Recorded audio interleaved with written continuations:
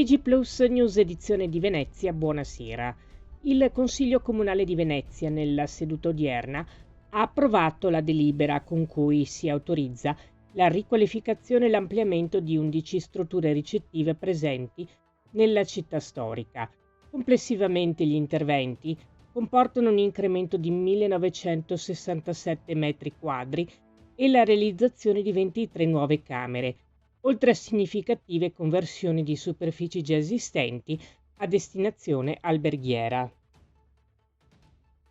E il Consiglio Comunale di Venezia, sempre nella seduta odierna, ha anche approvato la delibera di adozione del piano urbanistico attuativo, il PUA, per la riqualificazione delle aree Trevisan Scalera alla Giudecca.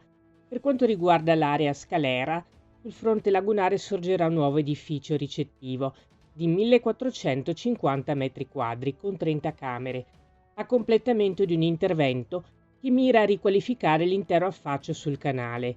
Nell'area Trevisan sono previsti 2 nuovi edifici con destinazione ricettiva, per complessivi 1430 metri quadri e 22 camere. E ammontano a circa 525.000 euro le risorse destinate al Veneto nell'ambito del riparto del Fondo regionale di protezione civile per l'anno 2025, approvato oggi dalla Conferenza Unificata Stato-Regioni. Il provvedimento riguarda la distribuzione complessiva di 8 milioni di euro a favore delle regioni. Parliamo ora di sport.